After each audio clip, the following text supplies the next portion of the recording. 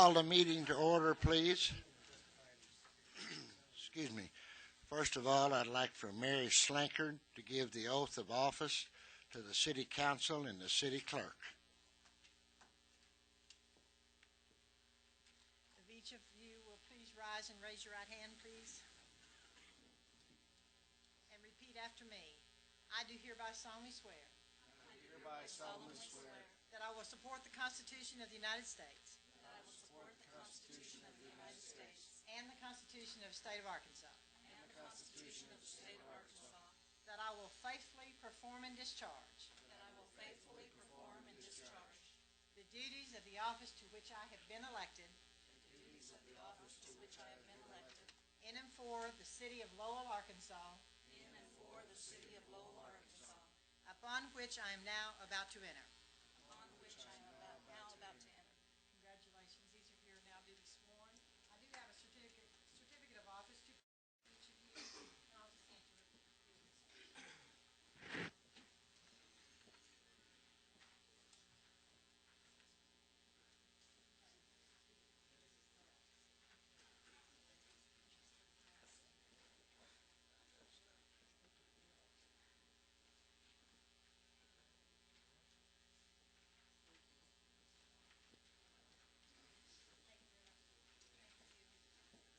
I'd like to welcome the new council and clerk on board. At this time, we'll give a pledge of allegiance to the flag.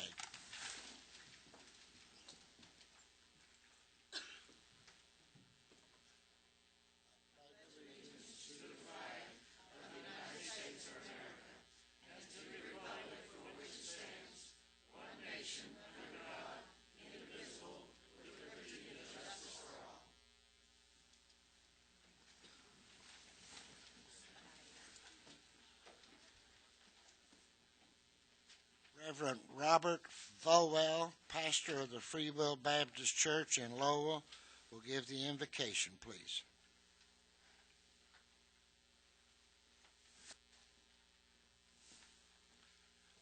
Let's pray. Gracious and holy Heavenly Father, a new year and a new council, and Father, new hopes and anticipations. Father, we thank you for the country. And Father, tonight we ask you, Lord, to bless this and help each one of us realize, Lord, that the greatest thing that we can do is serve others. And by serving others, Lord, we serve you. Bless now in their deliberations. And Father, just continue to lead and guide. For it's in your precious. Thank you, Reverend. Roll call.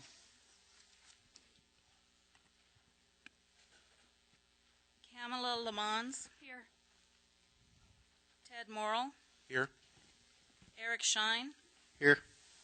Darren Brock. Here. Keith Williams. Here. Carol Harmon. Here. Marty Latham. Here. Sean Ingram. I have the approval of the minutes for the December 19th, 2006 meetings. Anybody have any comments?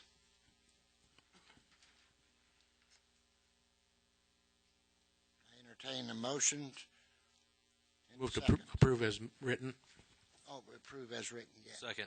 Thank you. Roll call.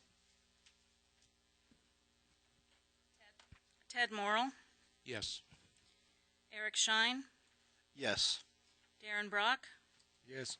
Keith Williams. Yes. Carol Harmon. Yes. Marty Latham. Yes. Sean Ingram. Kamala Lamons. Yes.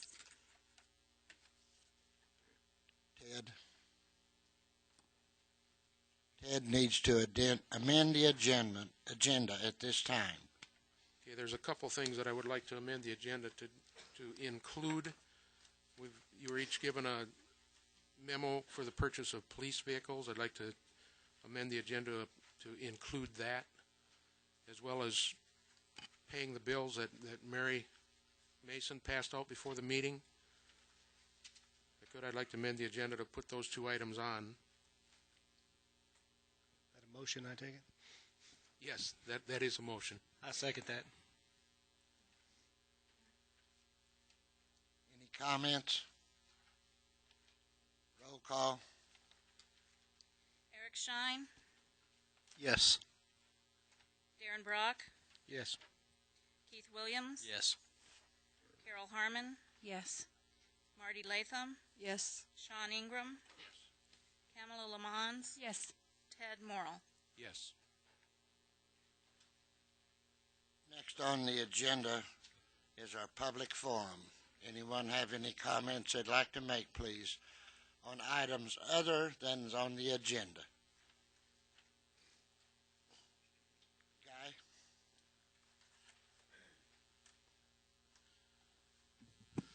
I won't take 2 minutes, I promise. Before you start, I have a word.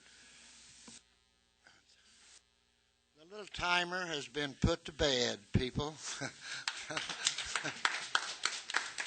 However, I have been the responsibility, if speakers are getting off their point, to ask them to conclude, please. Is there anyone here from the museum? And come up here and accept this for the museum, please.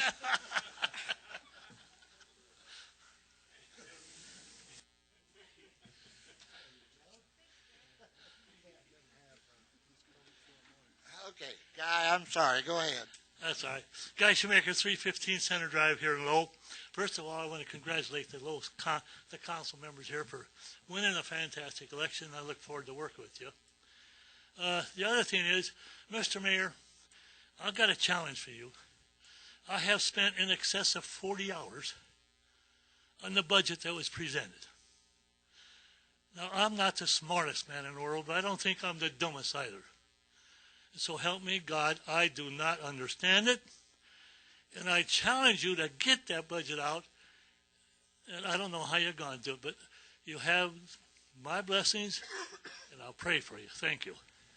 Thank you, Guy. I'll address that right now. There will be a new budget presented to the council in the first meeting of February. Anybody else? Ronnie?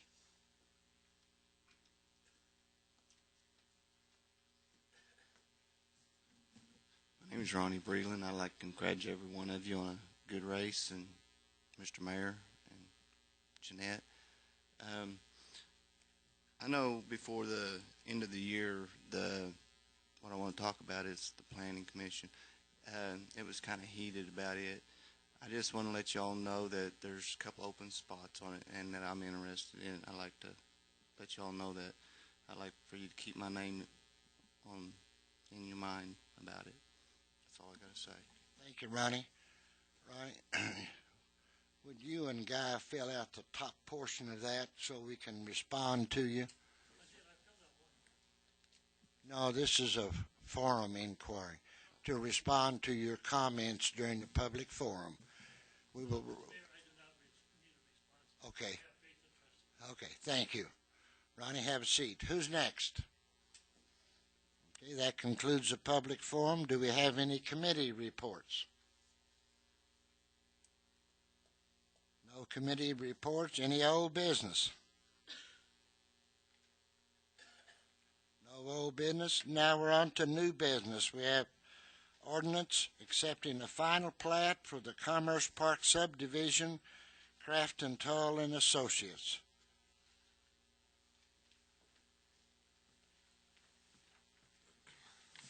Good evening, members of the council. My name is Stephen Beam. I'm with Craft and Tull and Associates, representing the 264 Investments LLC.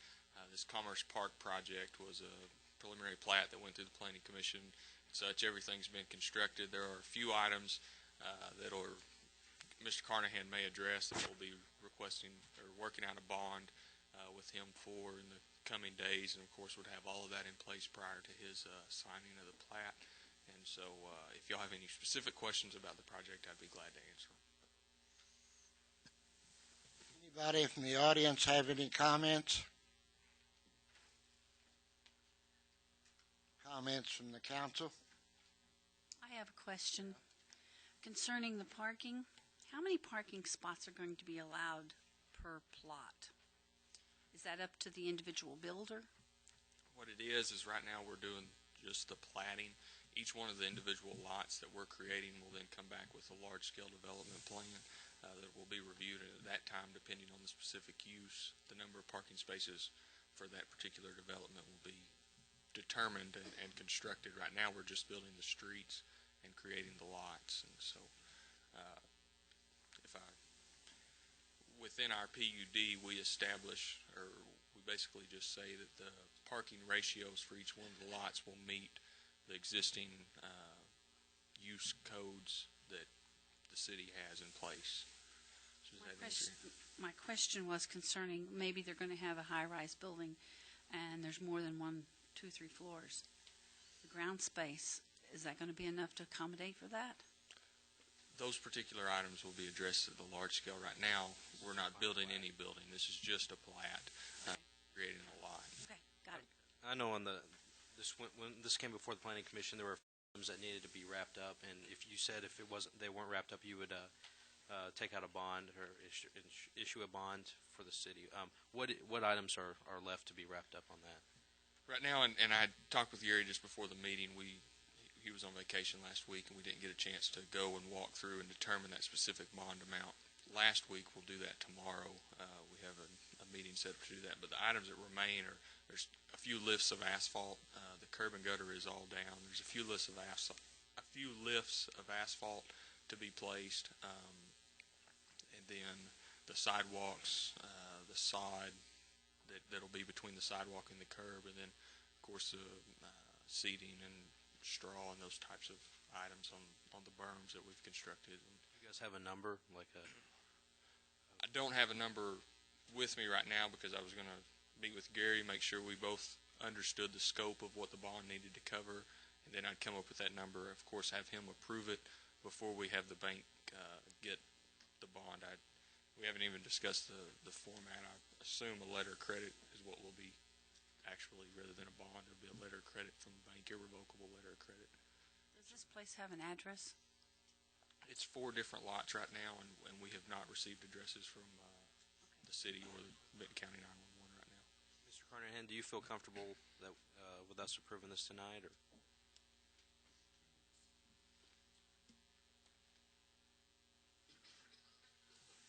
I do feel comfortable, but certainly it's your prerogative.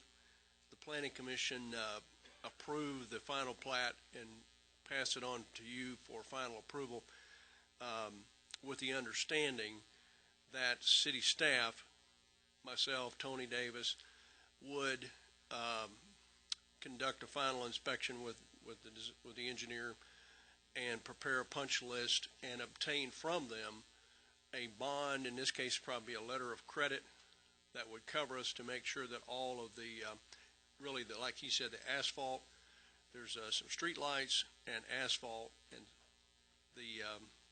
some of the sidewalks, not all the sidewalks, have to be put in by the developer. The others are put in when buildings are built. So anyway, though, this is not uncommon. We do this on most subdivisions in order to help the developers. As soon as they can file that record plat, they can sell property, stop that interest rolling at the bank, get some cash flow coming back their way. And in this case, particular interest is that the first lot that they're selling is the 9-acre lot that the FedEx building is being built on. And they are in a real push to get that FedEx ground terminal built here in Lowell and move their operations here. So they have done a really good job of expediting this project. It's really been a good example of how something could be built if all of the forces were in place to make it happen quickly. So they've done a great job with that. I feel comfortable. The way this will work is that we'll get a letter of credit from them, and we won't sign the plat. They have to get about 10 signatures on that plat, including the mayor, city clerk, city engineer. So we won't sign that plat until we have the letter of credit that we believe is adequate to cover the remaining incomplete improvements. Even today, they put a lot of asphalt down today, and if we give them 2-3 more days, they may be finished with all that.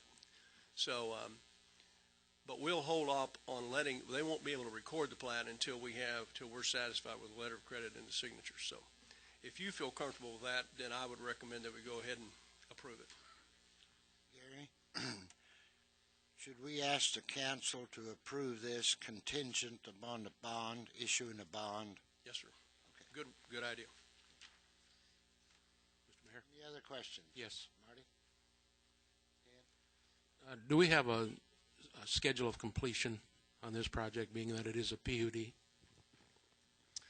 I don't know that we do. It's been a fast-track project right along.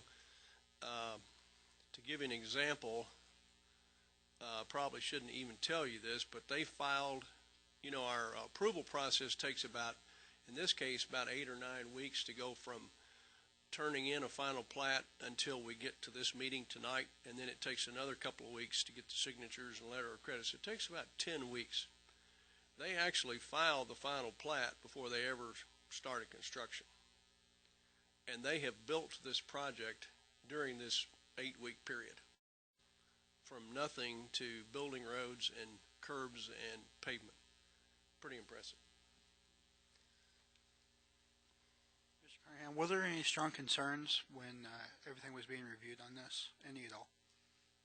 Well, we know the concerns were in the wording of the plan unit development concessions and the, let me see if I can remember, but they agreed to, for instance, the question was having to do with the types of buildings and the overlay district requirements and the distance that they were off of Highway 264. And so the Planning Commission worked with them on that, and they've agreed that all the front yards of all the buildings would be landscaped to overlay district standards and have irrigation systems. There would be no seeding, but all sod in front of the buildings. But on the behind it, these are large lots, large commercial buildings. It's not a referring back to Ms. Harmon, this particular subdivision was approved for commercial buildings, and and that the architectural masonry requirements that go along with the overlay district were required on the front of the buildings, a certain percentage, but not on the back side of the buildings. But in lieu of that, they built a berm with landscaping all the way around the entire project. So we made some trade-offs, some concessions. It's a 40-something acre project with 4 lots at this point. And with the idea, again, that they're large projects, large-scale, 9-acre FedEx ground terminal, that kind of projects. And their next-door neighbor behind them is about a 40-acre, 60-acre piece of land that's owned by the Catholic Diocese, and some discussion has been had about having a school back there. So I went to Little Rock and met with the Catholic Diocese particularly about this whole project to see if, and they were happy with the concessions that had been made, felt like it was a good neighbor. The property had originally been zoned medium density residential, and the Catholic Diocese preferred a project like this rather than multifamily housing next to the school. One other question, sir. The roads that are proposed into this, looking at FedEx and some of the heavy commercial, is it going to be causing any kind of a problem there where it's coming out on 264? Is it going to need traffic lights? Yes, that is definitely a potential concern. The applicant proposed to build a signal light there, but I don't know. I doubt if I know on another case, the Arkansas Highway Department just will not give you approval to build a signal light until you prove that the traffic is there. It's kind of a catch-22 that you're in. We have this happening on 71 Business right now on another project. So we encourage them perhaps. So this is kind of an ongoing discussion. We all agreed to continue to work on this problem together. We recognize it is a potential problem. We agreed that perhaps we could work together and justify a signal light in that area, or even back at Bellevue and Spring Creek or at Goat Springs Road, somewhere to stop the traffic long enough for trucks to get out. But most of their traffic is going to be turning right, turning back toward 540, when it comes out of their location. So that, if there was a lot of left-hand turns, it'd be a problem. But most of them are going to be right-hand turns, and I think they were satisfied with the situation without the light, but they want to keep working with us, and hopefully in time we'll find funding and together build a signal light at one of those locations. So I guess my main concern is usually at those facilities, a large number of vehicles get released at one time. And, once they get their freight, they're loaded, and they're set out, and that was my main concern. So would that fall back on the city's responsibility, or would that be back on the... No, well, of course, everyone wants a city, first of all, it's a state highway. So, but there's no obligation. In other words, they are making a business decision to locate their facilities at that location with that two-lane Highway 264 there, and they study that, I'm sure, and know what they're up against. But there's no right that they have to require the city or the state to widen the road. Certainly, I'm sure they would lobby both when the time came, but they also have responsibility and means to deal with that problem too when it comes about. So.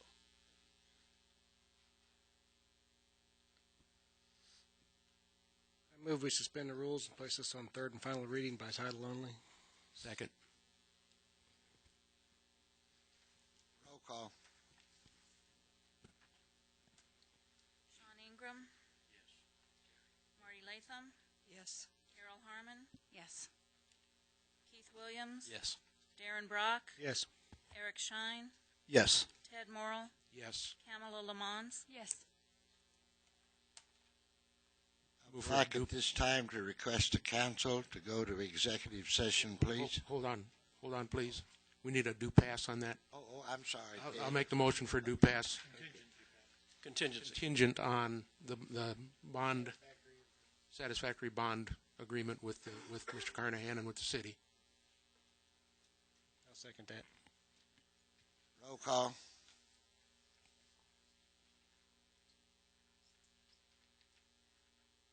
Ted Morrill. Yes. Eric Shine. Yes. Darren Brock. Yes. Keith Williams. Yes. Carol Harmon. Yes. Marty Latham. Yes. Sean Ingram. Yes. Kamala Lamons. Yes. Yeah, excuse me, go ahead. Oh, I was just saying thank you. Thank you. Ordinance number would be 773. I would like to request the council go to executive session for just a moment, please.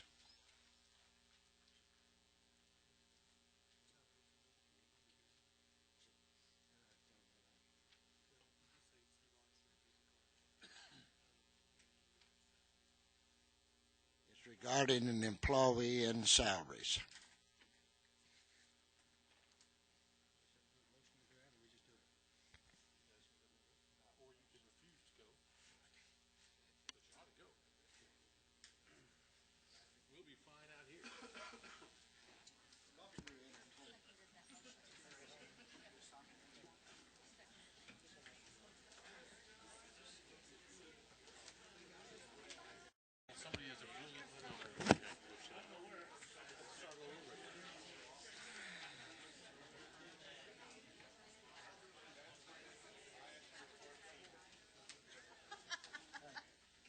Can you move those tablets right there?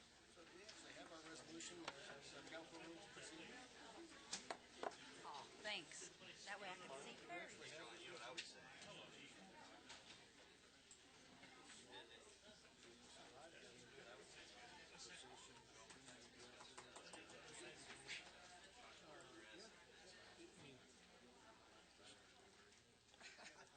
That wouldn't be funny. They don't know him well enough yet.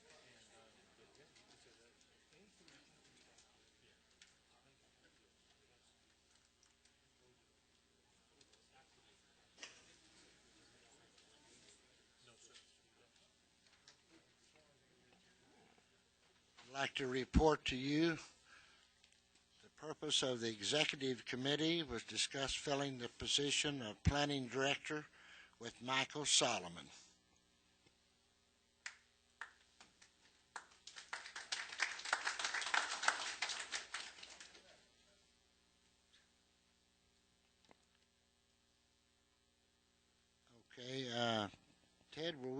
amend this agenda for the other two items? Okay, okay. Don't we need to go to number 2? I think we. Oh, go ahead. All right, I'm not finished with number 2. I just have one question for y'all. Even with, and Ms. Lassiter sent me her notes promptly, but I'm a little confused about the mayor's role in discussion. He explained it tonight, saying that there won't be a timer, but he's charged with the responsibility by y'all. Someone kind of tell me what that was again. Is it ending, or is it just sort of encouraging someone to wrap it up? We still have a 2-minute time limit, but we're it's his discretion to let people continue if they're about ready to finish up. But if it looks like it's going to be a long, several minutes longer, then basically, I guess at that point it becomes the council's decision. I guess it's my job to ask the hard question then. Is he empowered to say to someone, "Time's up, sit down"? What it was discussed was what was discussed is if there was at the end of 2 minutes, he would ask us if we have any objections if they finished their thought, if they were in the middle of a thought, and it was up to us whether or not we had any objection to that, and if we did, at that time it would go to a vote. If you did have an objection. If any of us had an objection, yes. He doesn't have to ask if you have an objection. He can just let it go on. Correct. But the council has a right to.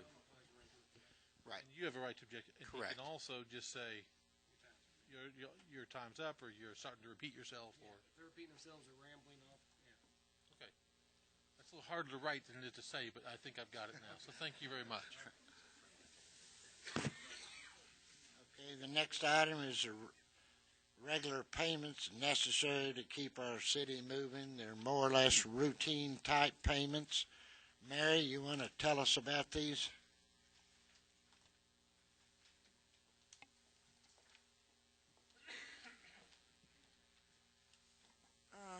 Number 1, we have an annual payment on the rescue truck we bought. This will be our 4th payment. We have one more payment next year. We use the money that's in the fire reserve account for this. This year there isn't enough to cover it. There's $24,000 almost in there now. So we'll have to be adding money from the general fund to finish making this annual payment. The street sweeper, we owe 9 more payments on this at $22.56.14 a month. We have a monthly payment on the lease of 2 rollers, which is a lease purchase. 2 rollers, that's street department also, and that's $1,920.36 a month. The 216 Jackson property, we've been making a little over $1,600 payments on that monthly, and by paying that much monthly, we won't have it paid off at the end of the 5-year period. And there is a 5-year limit to any loans that the city has. So we would need to pay $69.03.09 per month to pay it off in 2 years, or to pay it off it would cost us approximately $150,000. I have recommended last year and this year again that we budget the payoff amount because there's so much interest on that loan. We pay $1,686.51 a month, and $1,100 of that is interest. And I've been trying to get someone to recognize that we have to pay this off because we are wasting a lot of money. And so, but if we did pay it off by making that huge payment per month, it would cost us $166,000, I believe it is, paying it, and we wouldn't have as much interest as we would if we went on making the regular payment. But if we paid it off, we owe approximately $150,000 on it. And I do recommend that we try to find the money to pay that. it would mean changing some of the budget numbers and working it into the 2007 budget where that's paid off. We have our annual property and building insurance, and that's due on January 15th, and that's $50,997 this year. That does include the new museum building that we bought at the end of the year. And also our municipal league due and legal defense. Those two items are $92.43.22, and those are due by January 15th. So all of these payments will be due before the next council meeting, and that's why I'm asking for them tonight, so I can make them on time.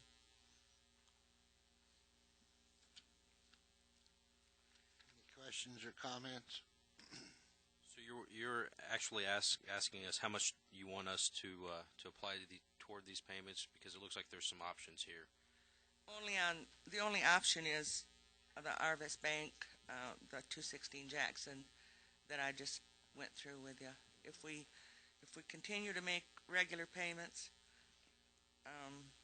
it's $20,238.12 a year, and it's mostly interest.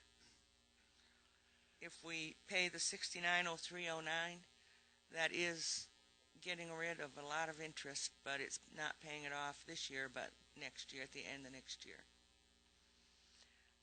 If we pay the whole $150,000, we can pay it off and not pay any more interest on that loan. What's happened here, Mary talked to me today about this. The interest rate for this year has gone up to 8%. That's pretty high. So I think if we can find our way clear just to pay it off, we'll save several $1,000s of taxpayers' money. It may delay something a little bit because of this large sum of money, but in the long run, we'll be money ahead. And besides that, if we pay it off, Leroy may need it to train his firemen on. Mr. Mayor, Yes. if I could, I'd like to move to make these payments with the inclusion of $150,000 on the Jackson Street property. And I talked to Mr. Long before the meeting, and it was his, as he's stating now, it's his purpose to try and get that paid off and save the city the interest. And I'm in favor of doing that, along with the other payments that Mary has designated here. Any comments? I'll second that. Any comments or questions? I have a question. Without being able to look at the budget exactly right this minute and having this large of a sum of money that we're looking at, is this going to put us in any kind of a bind to go ahead and prove that tonight, or is this something that we can put in with our budget that we're looking at and make this one monthly payment and then turn around and revisit this? Is that something we need to do, or is that? I think we can work it out. If you want to do that, I have the $69.03.09 per month. That's what I have actually added into the 2007 budget that I originally gave you. So that would leave about. So if you wanted me to make one of those, 90,000 over and above that. I'm a firm believer in getting rid of this interest because I believe that's a big burden on our citizens. I just want to make sure that we're doing the right decision of making that one payment right now without looking at the whole thing as a whole. We think we can handle it, Eric. Okay. Any other questions? Carol? The payoff on this is for the next 3 years or 2 years? 2. 2 years. We have been paying on it for 3 years. So that's $24,000, right? In interest that we would save. It's the difference between 150 and 82,837.08 doubled. Almost $27,000 in interest saved. Any other comments or questions? entertain a motion and a second. Motion's on the floor.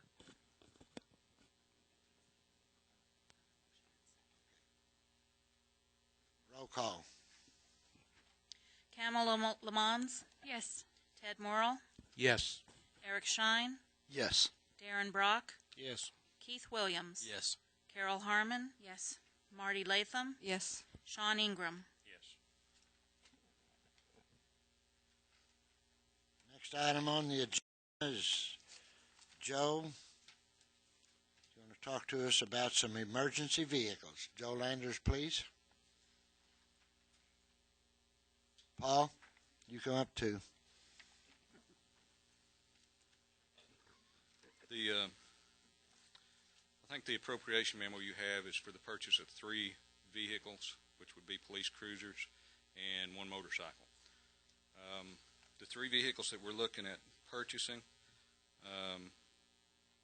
would be to replace one 2000 Dodge Durango with 97,000 miles, one 2000 Dodge Durango with 104,000 miles, and one 2000 Jeep Cherokee, which has actually already been transferred to the street department. It blew a motor about a month ago, and we transferred that over to the street department.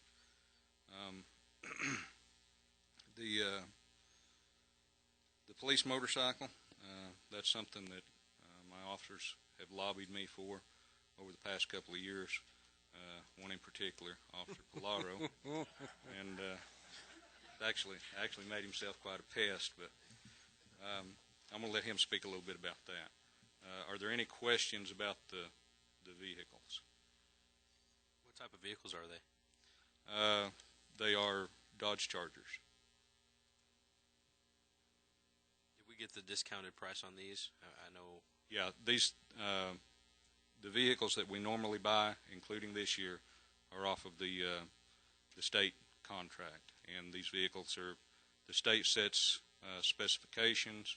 Dealers send in bids, so we can be pretty sure that we're getting the best deal that we can get on these vehicles. One thing I'd like to add is ask Joe to explain where the money is coming from for this. The money for this is coming out of 2 funds, actually. It's coming out of the Liability Insurance Fund, and that fund was established back in the year 2000. I think it was April 2000. And the state allows us to establish this fund where a certain amount of the fines that we collect for no liability insurance tickets, it goes into this fund, and it can only be used to purchase police, fire, medical, rescue vehicles. It's also coming out of part of it's coming out of the Warrant Service Fund, which is a fund that's set up for the police department. A certain fee is charged each time we serve an arrest warrant, and that goes into a fund which we can use for the purchase of police vehicles. So the Warrant Service Fund can only be used for police vehicles. The Liability Insurance Fund can be used for police, fire, and rescue. In short, what he's saying is the purchase of these vehicles will not come out of the general fund and take away from our other projects. There's $61,200 currently in the Liability Insurance Fund, and there's $31,200 in the Warrant Service Fund.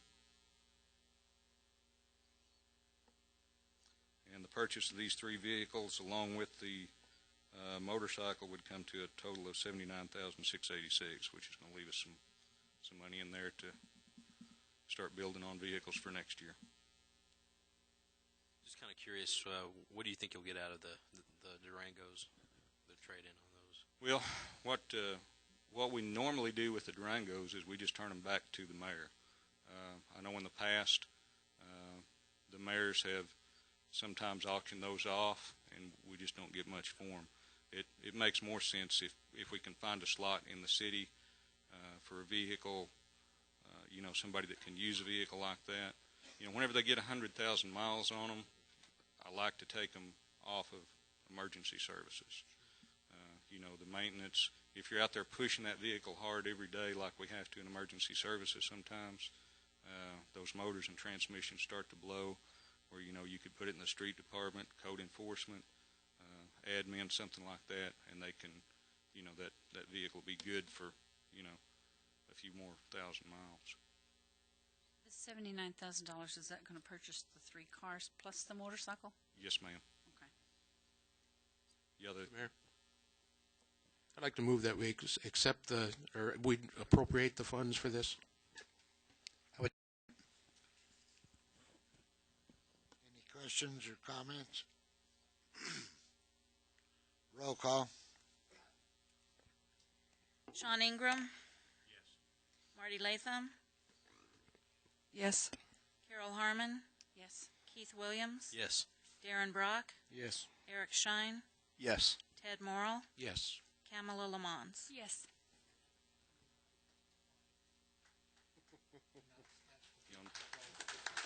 Good job, Paul. I would like to add that Paul has gone through a very extensive motorcycle training to ride this beast. I told him, I said, I have one concern, and that's you getting hurt out there on the highway, and we don't want that. But he says he can handle it. Yeah, don't go raising our insurance rates here, Paul. Do we have money in the budget for knee pads and elbow pads? I'd still like to hear his speech. Thank you, gentlemen. Thank you. I have one announcement. I committed during the campaign to hold a monthly mayor's foreman in the conference room of the Razorback Pizza once a month. I have scheduled that for the second Tuesday of each month. However, this month I'll be in Little Rock in a meeting, so the mayor's forum will start in February at 5:30. I will stay there until 6:30. If there's people there after that, I will stay as long as necessary. Do I hear a motion to adjourn? Move to adjourn. Second. Voice vote. Yes. Yes.